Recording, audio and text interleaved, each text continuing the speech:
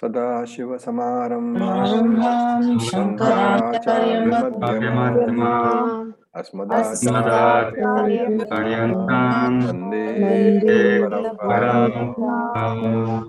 ॐ सहना भवतु सहनौ भुनक्तु सह वीर्यं कर्वावहै तेजस्विनावधीतमस्तु मा विद्विषावहै।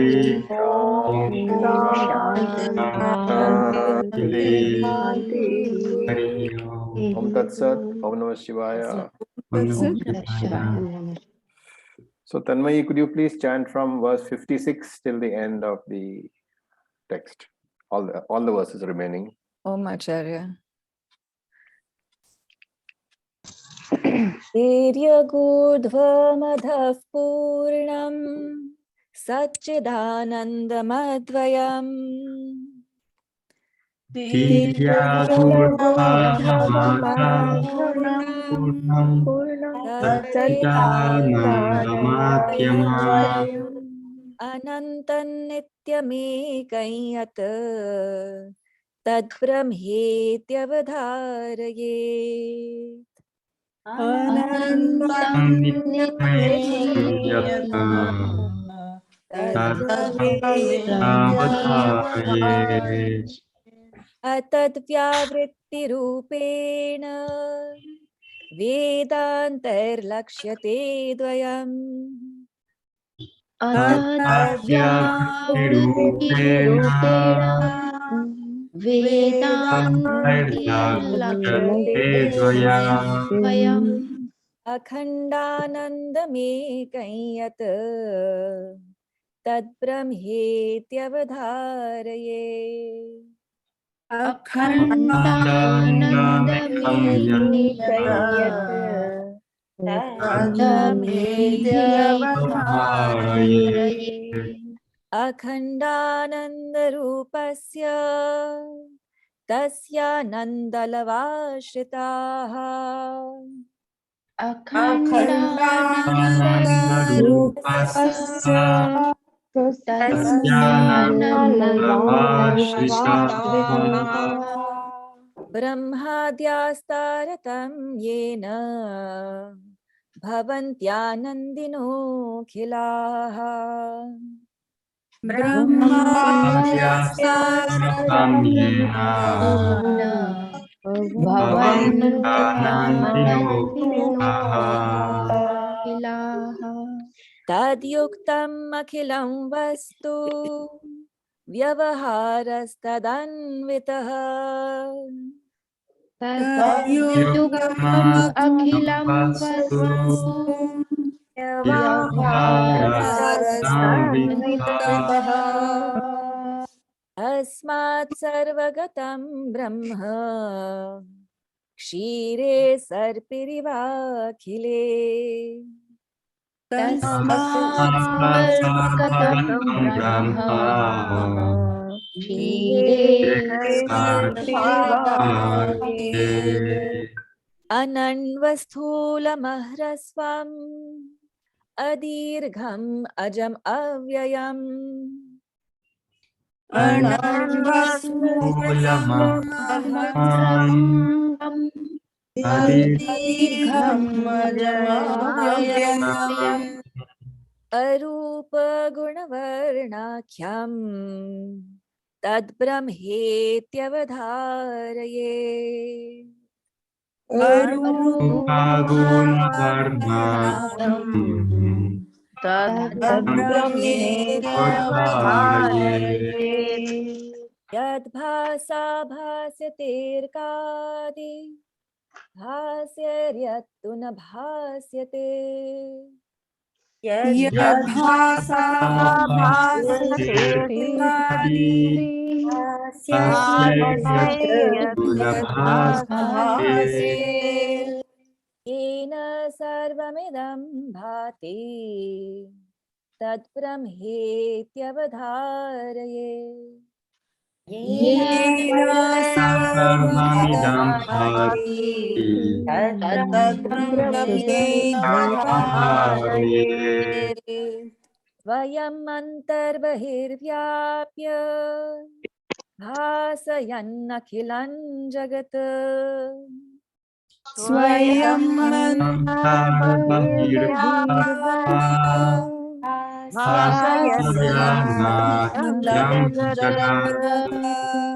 ब्रह्म प्रकाशते वह्नि प्रतप्ताय स पिण्डवत्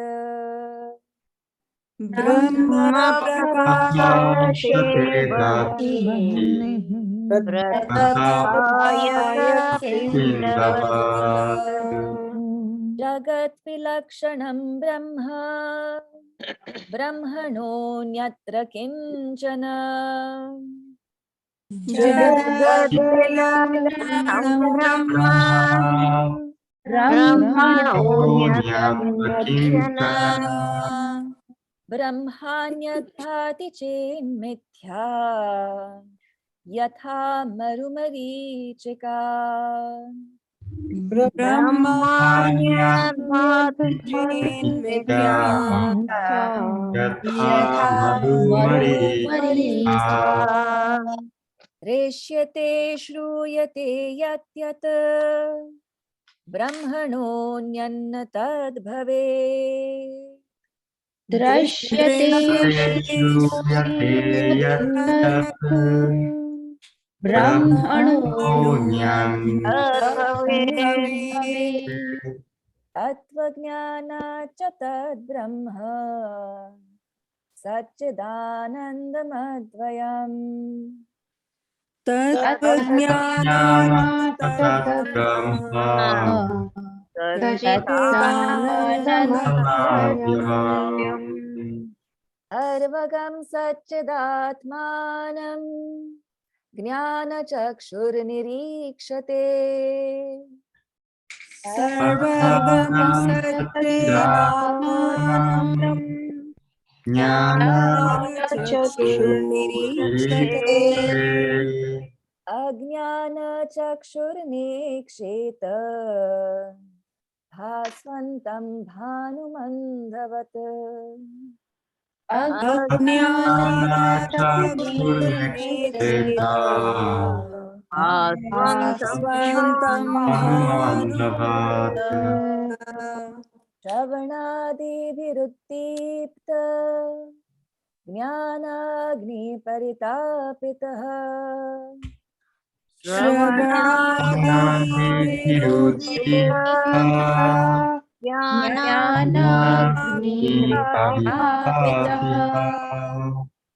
इव सर्वमलान्मुक्तः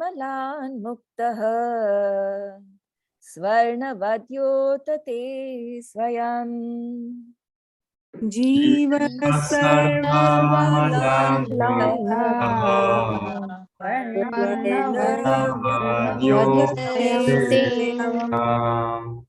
हृदाकाशोदितो ह्यात्मा बोधभानुस्तमोपहृत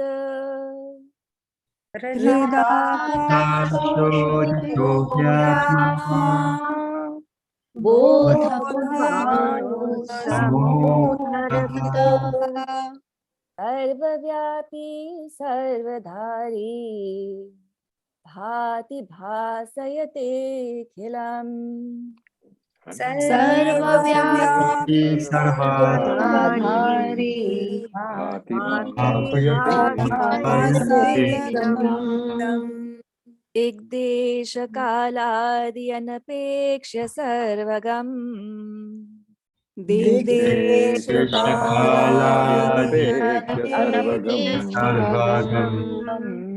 शीतादिरिन्नित्य सुखं निरञ्जनम्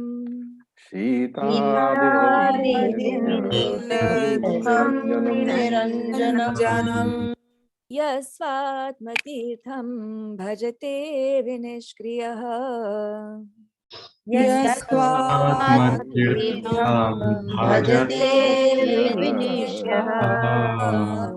स सर्ववित् सर्वगतो मृतो भवेत्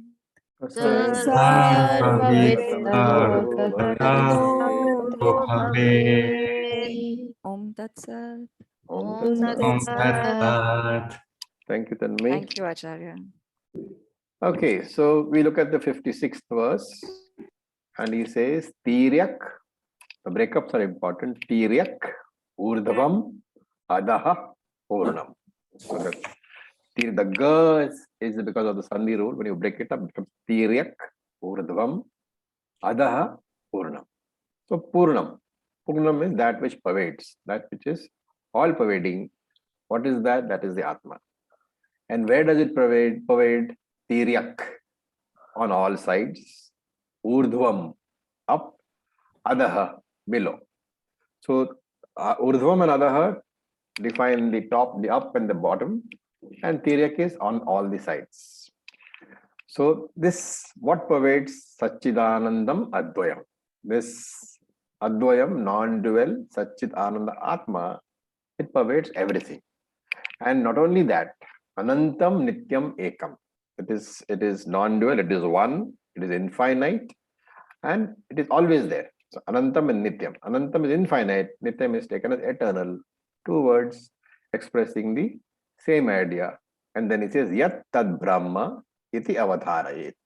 Understand that to be Brahman.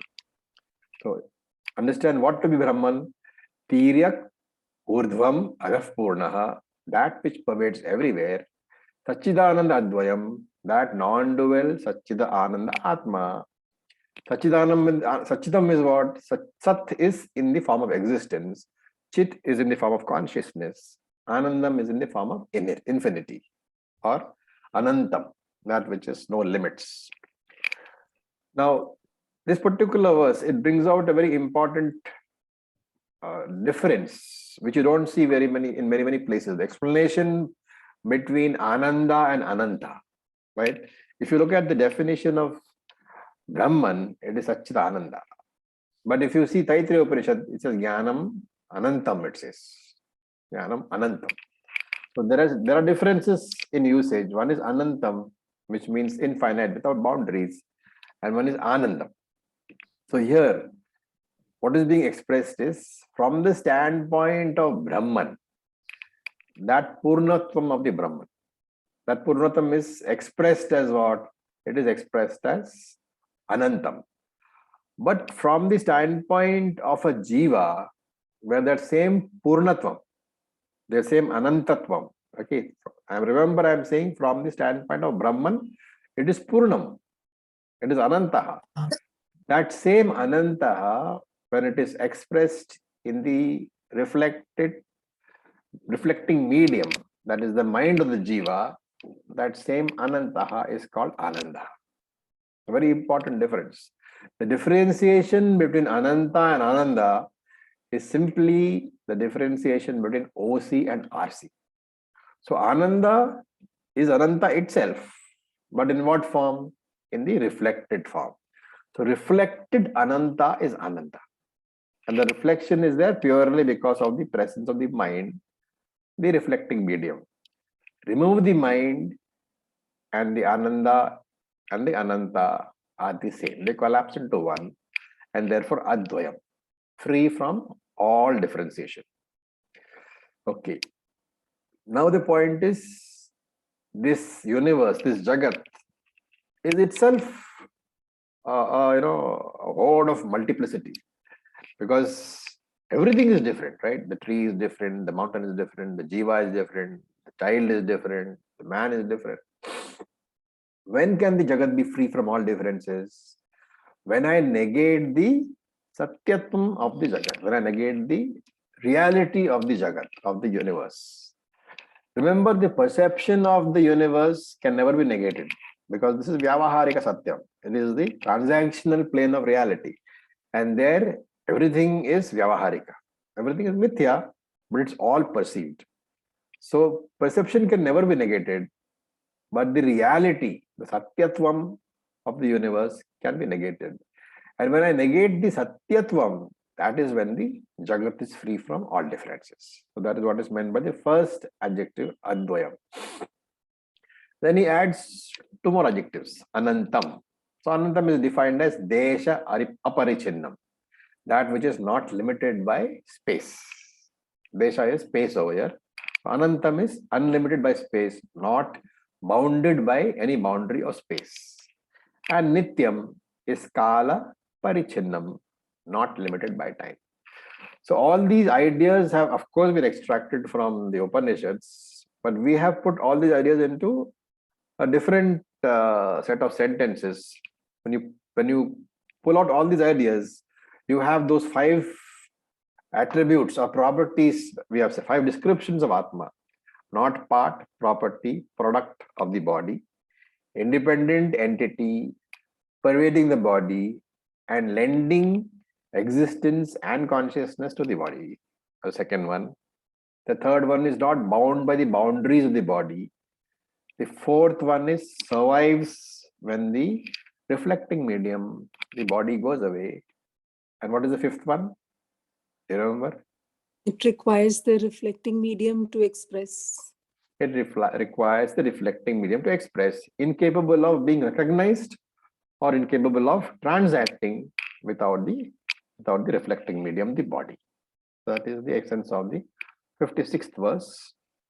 We are now going slightly faster because we are now nearing the end, and all the ideas which have already been discussed are now being put forward in simple terms. Now look at verse number 57. So he says the first intriguing usage of words, atad vyavritti rupena. So vyavritti means negating. Atad is negating what is not Brahman. What is the usage? Tad Brahman is a very common usage in Sanskrit. Tad Brahman. So Tad represents Brahman. And here the is prefixed. So Atad is what is not Brahman. So Atad vyavritti rupena. Vyavritti means negation, dismissing. So Atad vyavritti rupena. By negating what is not Brahman, what is there? Vedantaihi lakshate advayam. What is indicated by Vedanta, Vedantaihi lakshate, as advayam, as non-dual. More adjectives: akhanda anandam ekam. Akhandam is non-divisible, one mass. Anandam is ananda, ekam is one. So akhandam, anandam, ekam. All, you can't really say attributes. They're all adjectives or they're all words used to describe what is Brahman. So by negating what is Brahman, and what is that Brahman? Non-dual, non-divisible, ananda, ekam. Whatever you negate, tad Brahma iti avadharayet. Remember that after the negation of whatever is non-Brahman, once you negate, what remains? That is tad Brahma iti avadharayet. So he's indicating the technique here. Atad vyavritti rupena. By negating what is not Brahman. This is a technique which we say neti, neti. Na iti, na iti. Not this, not this. So again indicating that Vedanta can never directly reveal Brahman. Vedanta can only negate what is not Brahman. What is the contradiction in saying that Vedanta can directly reveal Brahman? Can you think of a contradiction? If Shastram can directly reveal Brahman, is there any contradiction at all? Yes. If I am Brahman, how do I reveal Brahman? It's all one. Okay. Anybody else? Sir, but you had said that Brahman is Swata Prakasha. So how can anything else reveal? Yeah, no, it's not a question like anything else revealing. It's a question of, when something reveals something. So there is a revealer and there is a revealed. So there is a connection, the revealer revealed connection, right? So how many entities are there in revealer revealed? 2. There are 2. Duality, right? Yeah. So how can you have a non-dual vastu, the Brahman, being revealed by use of a duality technique? And therefore, we can never say that Shastram or Vedanta reveals Brahman, because there cannot be a connection. And therefore, the only thing to do is that whatever is not Brahman, you negate until that remains, which cannot be negated. And what is not What is the final remaining entity which can never be negated? That is Brahman. So that's what it means over here. Atad vyavritti rupena, non-Brahman, by negating all that is non-Brahman. And remember, in this process of negating, everything which is non-Brahman is being negated. Which means what? The pramanam is negated. The prameyam is negated. There is a triputi here, right? There is a triad of three in any what do you call learning. There's a triad of three: the pramata, the pramanam, and the prameyam. I hope you know the meanings, right? Pramata is who? The knower. Pramata is the knower. Pramanam is the tool, the source of the knowledge, and prameyam is that which is known, right? So here, since you are negating everything, now remember that you are negating only what is not Brahman. You cannot negate Brahman. So you are only negating whatever is not Brahman, and therefore the pramanam gets negated. Vedanta itself gets negated. The scripture itself gets negated because scripture is not Brahman. Scripture is non-Brahman, right?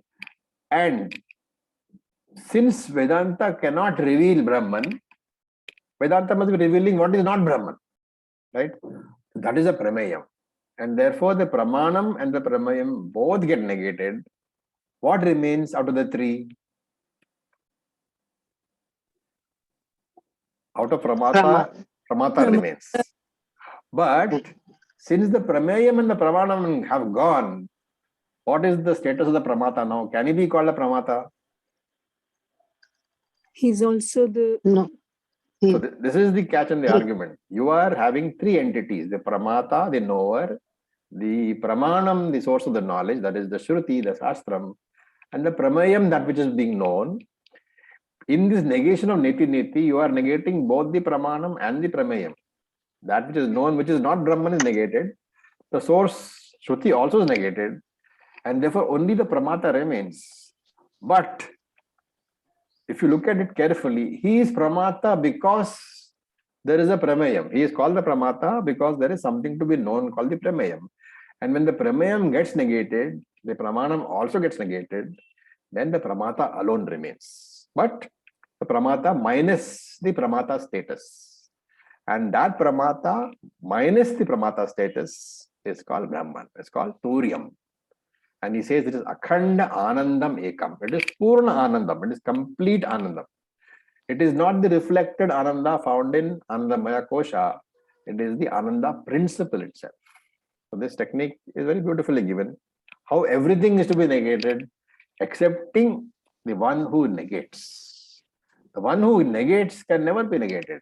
And therefore the one who negates, who is doing the negation, that is Brahman, the Turiya. That is what is being mentioned over here. Acharya, I'm not sure if I understood this last portion of the pramata being, how is the pramata not being negated? Because finally, what is it through which we know, which are again the karanas, and out here the antahakaran, through which we know. So is that not being called the pramata out here? The pramata can be called the pramata only when there is a prameyam present. The knower can be called the knower only when some known thing is present, what he has known. Yeah. But what he has known is what? It is all non-Brahman. That's why he says Atad Brahman. Avritti Rupen. Everything which is not Brahman is negated. And whatever you know through your mind can be what? Can be only non-Brahman. Right? The RC cannot know the OC. Right. Therefore, RC is knowing only whatever is non-Brahman. And if you have negated all non-Brahman, then that RC which remains, that RC has negated the RM also. Right. What remains? Only the OC remains. When the RM is gone, only the OC remains. Therefore, the pramata is no longer there because he's negated the RM. His mind is negated. So no, so I got so the pramata is also finally negated. And pramata alone is negated. Having lost the pramata status, it becomes OC. Right, correct. OC alone remains. That OC is Akhanda Anandam Ekam. Okay. Understood, Acharya. Thank you. Okay, yeah. Okay, now look at verse number 58. All very, very beautiful verses, good for meditation.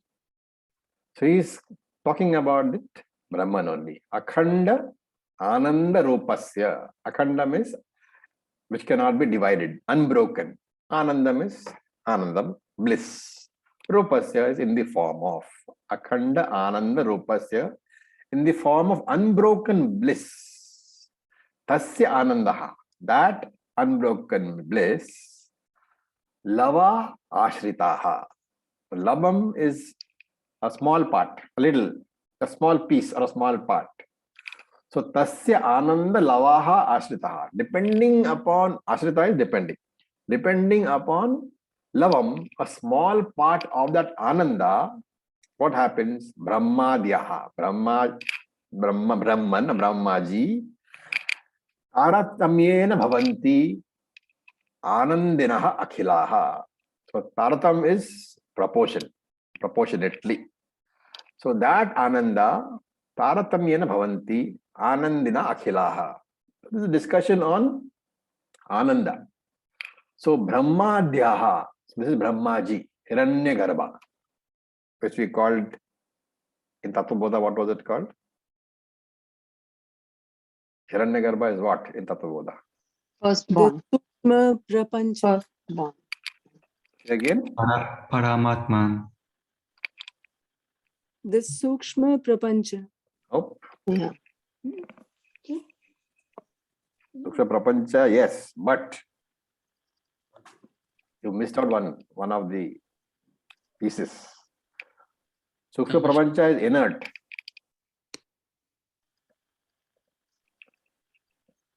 Hiranyagarbha is the samashti Shukshma Shariram, that is the universal subtle body, plus Brahman. Okay, don't forget the plus Brahman part. Yes. Samashti Shukshma Shariram is only inert, it is Jada. You cannot call that Hiranyagarbha. Only when you combine it with consciousness, then it becomes Hiranyagarbha. And this, he says, Brahmadi Hiranyagarbha. He is referring here to an Upanishad called the Taittiriya Upanishad, which we shall do in due course, which has a discussion on Ananda, which is called the Ananda Mimamsa, analysis of Ananda. In that analysis, it's something like this. I'll very briefly give you. Supposing there is a person who is young, who is very healthy, and who is the king of the whole world. Okay, that's the example used. A young person who is healthy, who is king of the whole world, of the whole universe. So what is the level of happiness which he enjoys? That happiness is called Manushya Ananda. One unit, the first unit of Ananda. One Ananda is Manushya Ananda. Then the Taittiriya lists various levels. He says you multiply that one Manushya Ananda by 100 and you will have something called a Manushya Gandharva Ananda. Okay. You multiply that Manushya Gandharva Ananda by 100, which means now you are at 10,000 of Manushya Ananda. You will have a Gandharva Ananda. And so on. There are different levels he gives. Deva Gandharva Ananda, Deva Ananda, Indra Ananda, Brahaspani Ananda, Prajapati Ananda, all those gives. And finally he comes to Hiranyagarbha Ananda, which is the highest Ananda in the universe.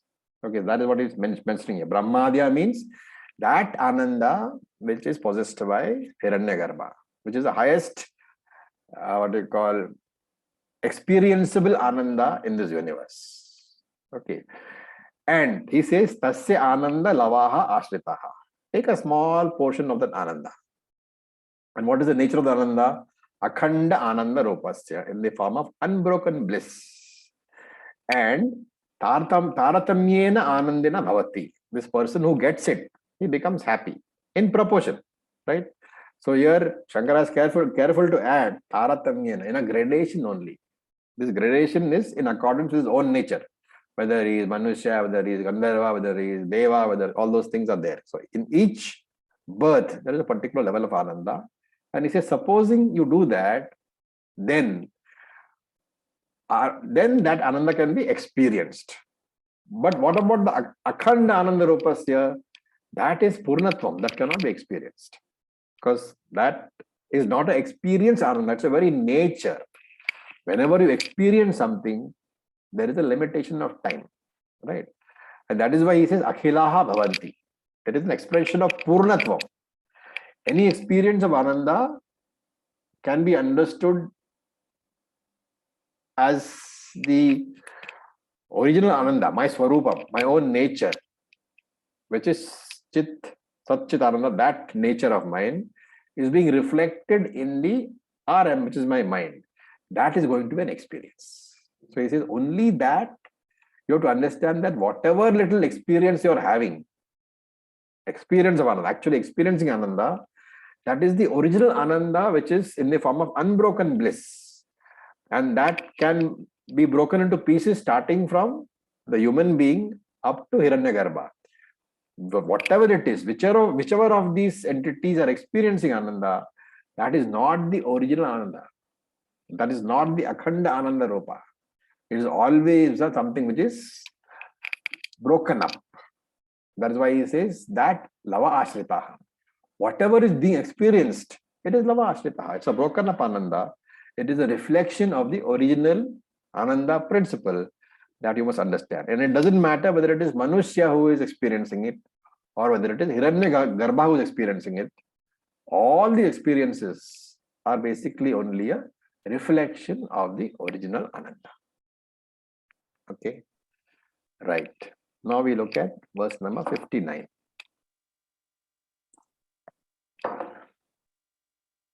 So he says, Tad Yuktam Akhilam Vastu. So Akhilam Vastu, all objects, Tad Yuktam. Tad is Brahman.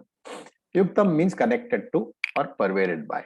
So Tad Yuktam Akhilam Vastu. Everything is pervaded by that Brahman. And Vyavahara Chid Anvitaha. So Vyavahara means all transactions. Anvitaha is possible because of Chit only. Any transaction is possible because of the Chit, the consciousness principle, but of course as the reflected consciousness and reflected existence. So Vyavahara is possible. All transactions are possible because of that Chit alone. And what is that Chit? Therefore, Tasmat Sarvagatam Brahma, or the all-pervading Brahma. He gives an example to make us understand what is that all-pervading Brahman. Shire Sarpi Iva Akhile. Just like Sarpi is the ghee or the butter. Shire Iva Akhile.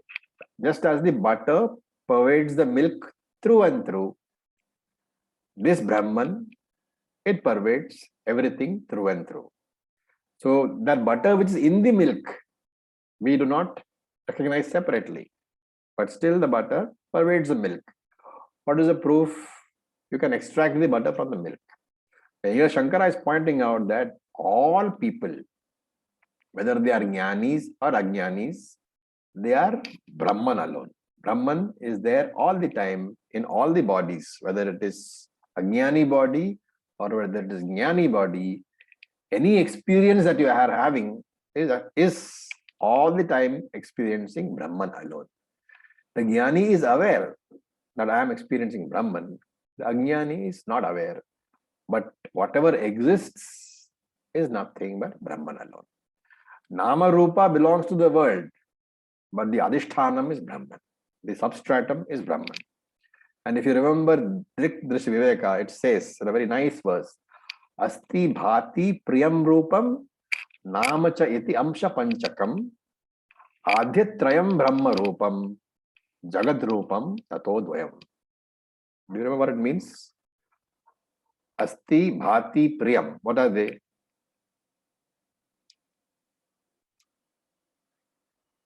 What? Satchitananda. Satchitananda. Asti Bhati Priyam Satchitananda Rupam.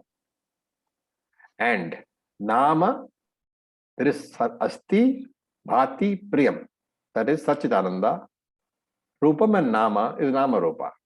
Iti Amsha Panchakam. These are the 5 aspects of any object. Okay. So 5 aspects are there of any object. Sat, Chit, Ananda, name and form. And then second line says, Adhyatrayam Brahma Rupam. The first three, Satchidananda, refers to Brahman, and Tataha Dvayam, the other two, name and form. Jagat, they refer to Jagat, Jagat Rupam. So any object you look at has two pieces always, Brahman and name and form. So whenever I say this is a glass, the word is refers to the existence principle alone, which is Brahman.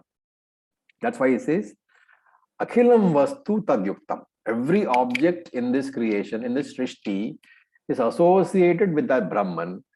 What is the association in the form of? The dependence of every object on Brahman as its adhishthanam, as its substratum. And Tadyuktam, just as every pot is associated with the clay, every bangle is associated with the gold, Vyavahara Chit Anvitaha. So whether we are, every transaction is associated with consciousness. Whether you are handling an ornament or you're handling a pot, you are either handling gold or you're handling clay. And whatever transactions are taking place, any object which is the object of a transaction, a Vyavaharik transaction, you have to remember that you are handling Brahman alone. There is no Brahman apart from what is already present. And that is why in the Gita it says, which verse in the Gita expresses this idea that whatever you're handling, that is only Brahman. Very famous verse. Acharya, Brahmarpanam Brahmahavi Brahmagno Brahmana Utam Brahmaivatena Gantavyam Brahma Karma Samadhina. That's expressing the same idea that whatever is there is only Brahman. Right? And again from Drik Drisya Viveka, there is another quote which I don't know if you remember. Dehavimane Galite Vignate Paramatmani Yatra Yatra Manoyati Tatra Tatra Samadayaha. So Deha Abhimane Galite. Galite means to go away. When Deha Abhimanam is gone, Vignate Param Atmani. You will see or you understand Paramatmani Brahman. Once you do that, what happens? Yatra Yatra Manoyati, wherever your mind goes, Tatra Tatra Samadayaha. Brahman is there. You will see Brahman wherever your mind goes. And this is one of the beautiful verses in which Shankaracharya comments that in meditation, instead of trying to restrict your mind to thoughts of Brahman, you understand that there is nothing apart from Brahman. And that's why Yatra Yatra Manoyati, wherever the mind goes, learn to see that that is Brahman alone. Then it doesn't matter. The control of the mind is no longer important. Because once you see everything as Brahman, where is the question of control at all? So this. Okay. Then Shire Sarpihi Iva Akhile Sarpihi. This is the example is given. In the butter, in the milk, the ghee or the clarified butter is there all over. You can't see it, but it still exists all the same. Same way, wherever you are looking at an object in this world, understand that that object is mixed up with Brahman. Just like the ghee is mixed up with the milk.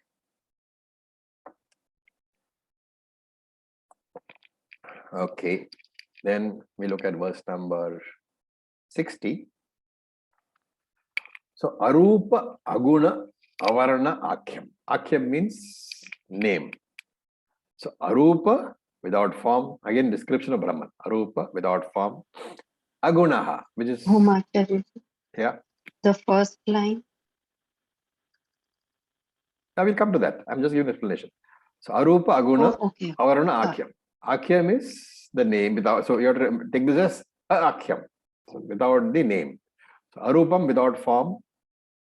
Agunaha without gunas, Avarnaha without varna, without jati, without any changes, and Akhyam is Anakhyam, without any name. Tad Brahma eti avadharayet. Understand that to be Brahman. So that here in this case, you have to first read the second line. The second line is the explanation, is the main proposition. The first line is the examples. So once having said that whatever is without form, without color, without gunas, without varna, and without name, understand that to be Brahman. Then Shankara in the first line gives the attributes. Those attributes which cannot be found in Brahman. So, Ana Anu.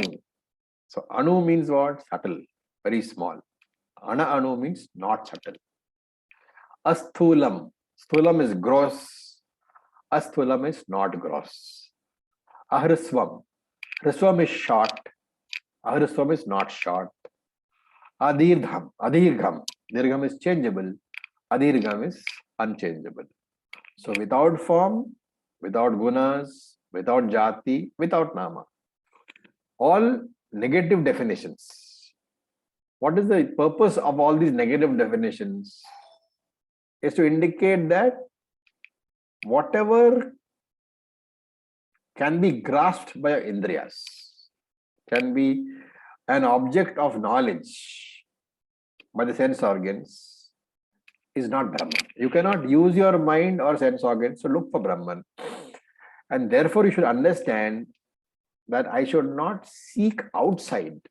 When I look for Brahman, I should not seek outside. Why? Because that Brahman is I, the seeker. The identity of the seeker and the sought is the same. And therefore, ajam, avyayam. What is the nature of the seeker? Ajam, unborn, avyayam, free from all changes. Shad vikara rahitaha, free from the 6 changes. Ajam and avyayam. That seeker who is? I am that seeker. Okay. Now, look at verse number 61. Yad bhasa bhasyate arkadi. So that light, arka is the sun. That light by which yad bhasa arkadi bhasyate, by the sun, etc., are revealed. Bhasyaihi yaha tuna bhasyate. But that which is not revealed by any other lights. Are you getting the sense of one particular, mantra which you chant every day in the ashram at least? Yes, sir. Na tatra surya bhati. Na tatra surya bhati. So here he is saying that light by which the sun is revealed, but that particular light which reveals the sun cannot be revealed by any other light.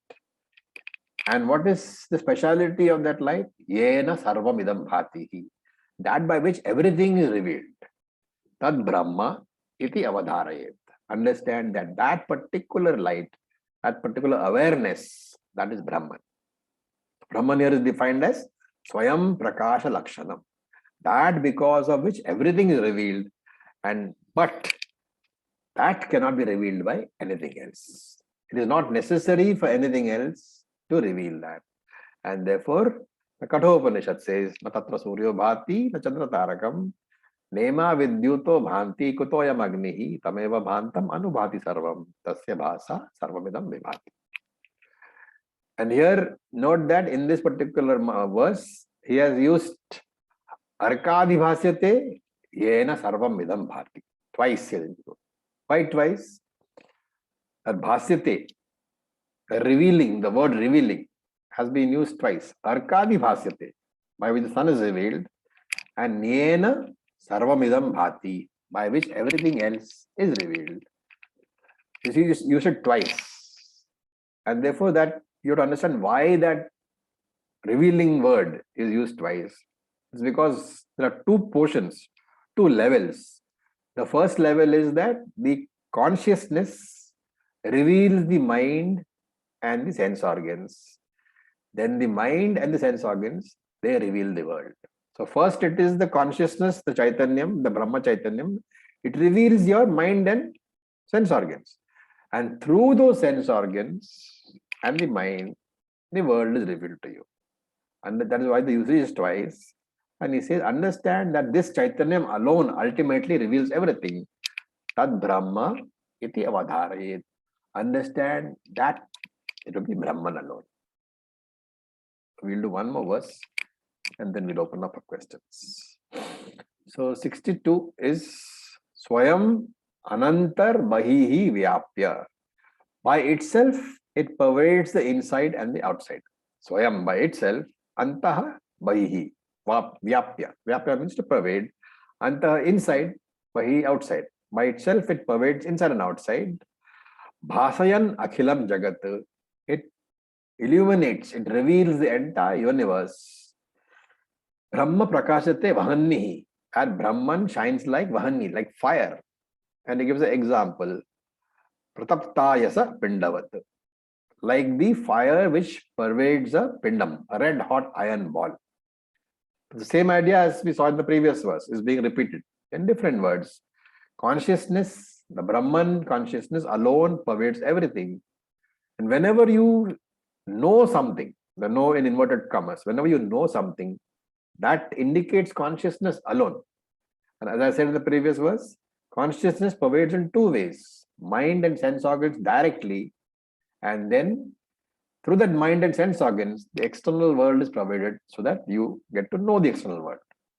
And here again, a very important usage of words. The Chaitanyam illumining the mind and the thoughts in the mind. That consciousness, because of which your thoughts are revealed to you, your mind is revealed to you, that consciousness is called Sakshi Chaitanya. Okay. Why am I saying this? Because there is this usage of the word Sakshi is very often taken as OC. But obviously it is not, because that Chaitanyam which illumines your thoughts, what is that, OC or RC? OC. The reflective consciousness. Reflective consciousness. Because illumining your thoughts mean what?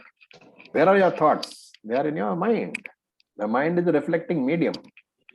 And therefore, whenever you say, I know my mind, or I know the thoughts in my mind, you are not talking about OC. You are talking about Sakshi Chaitanya.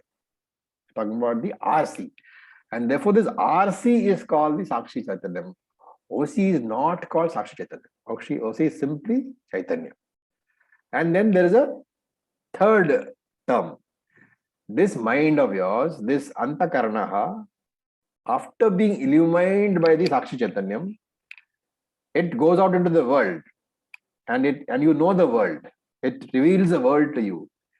That Antakarana mind with the Sakshi Chaitanyam is called the Pramatra Chaitanya. Okay, so you have OC, you have Sakshi, and you have Pramatra. Pramatra is the RC itself, but the RC which is use the mind to reveal the world. That is called the Pramatra Chaitanya. The RC by itself is called Sakshi Chaitanyam. The OC is called simply Chaitanya. And that's okay. So that's why he says Swayam Antar Bahi Vyapya. It pervades the inside and the outside, and therefore Bhasayan Akhilam Jagat illumines the entire universe. The objective external universe it reveals, and that in your mind, the subjective internal universe also it reveals. And therefore Brahma Prakashate Vahannihi. That Brahman shines like fire. Pratapta Yasa Pindavat. Like the fire pervading a red hot ball. What is the example given for? When the ball is red hot, the fire cannot be seen separately. The ball itself appears as the ball of fire. The glow and the heat of the fire seem to be part of the iron ball. But we have to, perceptually, we are seeing that the iron ball is glowing. We are not able to see the heat and the glow as separate. We see it as part of the iron ball. But intellectually, you have to dismiss it saying this is the Agni, because of Agni Tattvam alone. Similarly, the word which is known very intimately by us, we have to dismiss it and say it is known only because of the Chaitanya Tattva. Okay, any questions?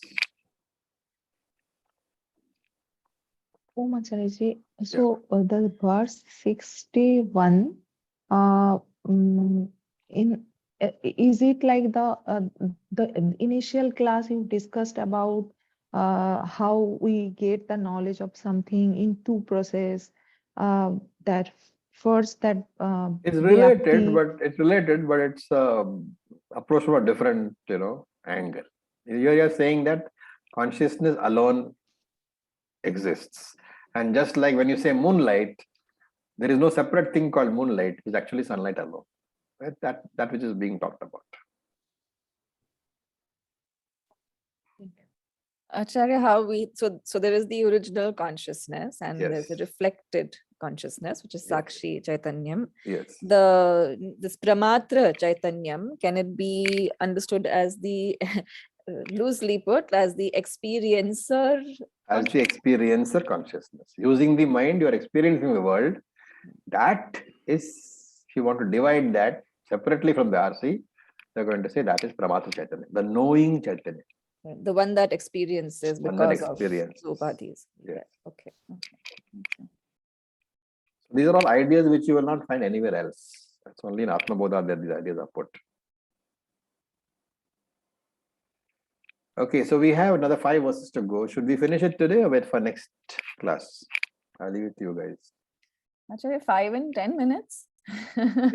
We can probably drag it another 10 minutes unless somebody's got a 12 o'clock deadline.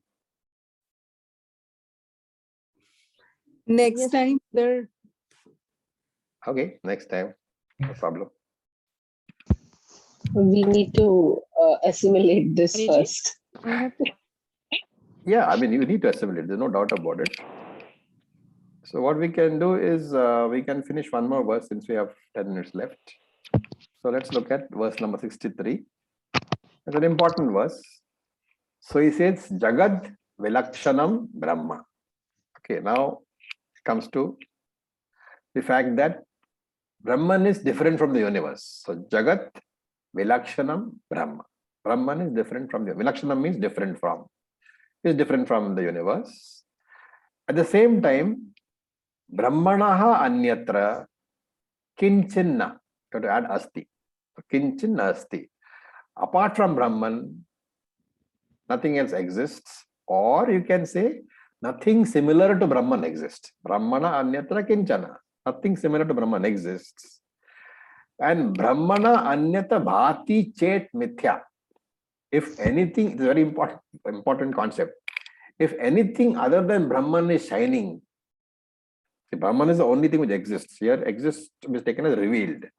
Brahman is the only thing which exists. It's self-revealing. And Brahma Anyat Bhati. If anything else, Brahmana Anyat Bhati Chet. If anything other than Brahman is revealed, Mithya eva. That is Mithya only. So very beautiful sentence. Brahman is different from the universe. Nothing which is similar to Brahman exists. And therefore, whatever is revealed, Brahman is a self-revealer. And if anything other than Brahman is revealed to you, that is Mithya. Okay. He gives an example. Yatha Maru Marichika. So Maru is the desert. Marichika is the image, is the mirage, image of water in the desert. So here, Shankara is pointing out what? He's pointing out a connection between Satyam and Mithya. So he in his commentary, he gives examples. He says, like the Rajju Sarpa connection. He says, what is the connection? The snake is temporary, the rope is permanent. The snake is the karyam, the product. The rope is the karanam, the cause. And therefore, the snake is mithya and the rope is satya. What is the peculiarity over here? Initially, you are saying, so this is what he means by this first word, the first sentence where he has said that Brahman is different from the universe. Jagat Vilakshanam Brahman. This is the initial preposition. Like when you start to talk about the rope snake, you introduce it by saying these 3 things. The snake is temporary, the rope is permanent. The snake is the product, the rope is the cause. The snake is the mithya, rope is satya. This is the introductory portion of the rope snake example. What is the peculiarity? What is the peculiar thing about this example? You're introducing these things as different. But what happens? When you they are destroy not- it and you're left only with the Once, cause. once the rope is understood as the real thing, once you say the rope is understood as that which is real, then you have to say what? There That is no is- snake. There is no snake. The snake is not different from the rope. So you start with the difference. And after understanding one fully, then you know the second doesn't exist at all. So he says, therefore, if anything else is shining, know that to be mithya alone. Brahma anyat bhati chet, iti mithya. Whatever is there which is revealed apart from Brahman, that has to be mithya. It has to be something which doesn't really exist. Like this snake, which doesn't exist apart from the rope. Why is that so? On account of not having an existence which is separate from the rope. The snake does not have an existence which is separate from the rope, and therefore it is mithya. And why did we say this peculiar? Because this relationship can hold good.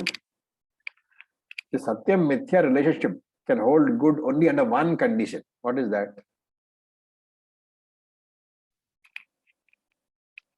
Same level of no reality. You're on the right track. Go ahead.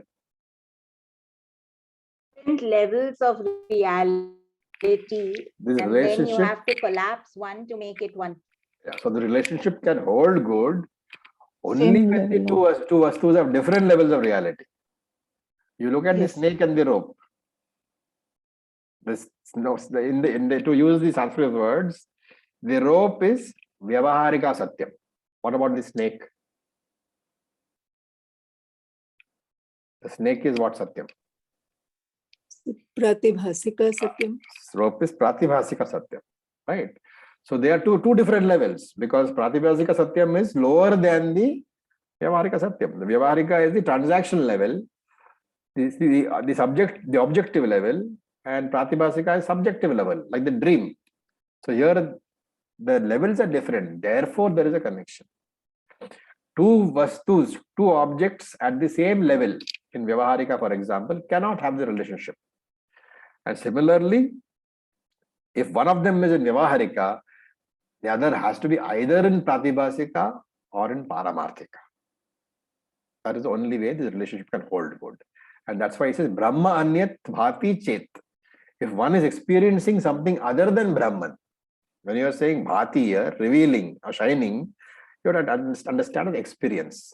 Whatever you are experiencing other than Brahman, understand that to be Mithya alone. And what is the conclusion? Therefore, since everything other than Brahman is Mithya, everything is Brahman alone. Yatha Maru Marichikaha, like the mirage in the desert. There is no water, only the desert is there, but the water is seen, Marichika. It has to be dismissed by saying that I can perceive it, but it is not there at all. With this, we'll stop for the day. Any questions? All these Acharya, are worthwhile, really, struggling over because they will clarify basic ideas of Vedanta. Yes, June. Acharya, I have two questions. One related to today's class and another in the last class. Okay. So we just mentioned about Praktivashika Pratibhasika, yeah. order of reality.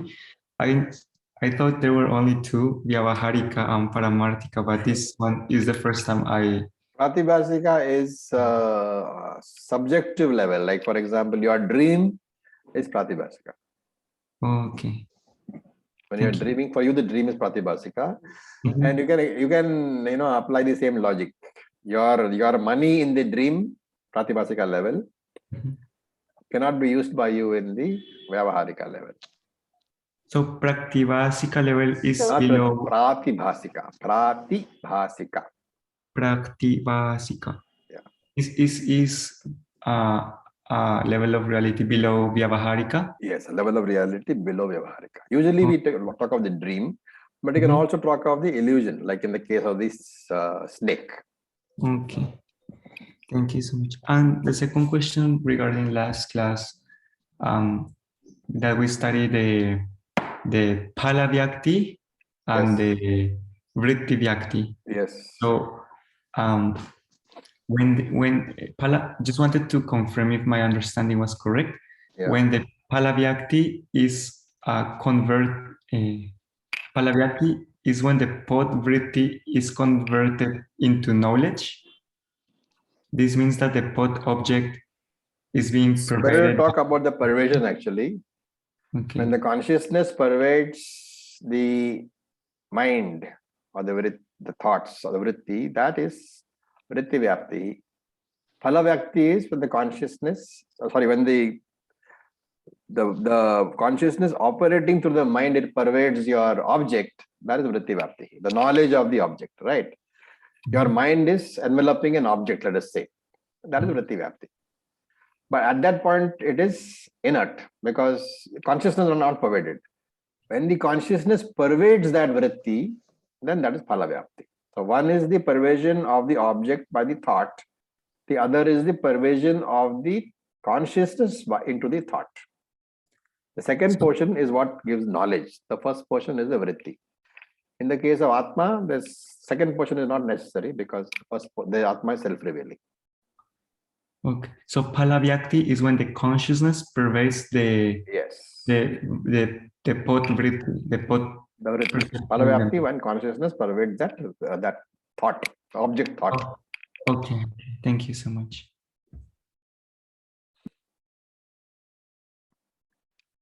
Okay, so with this we'll stop for the day.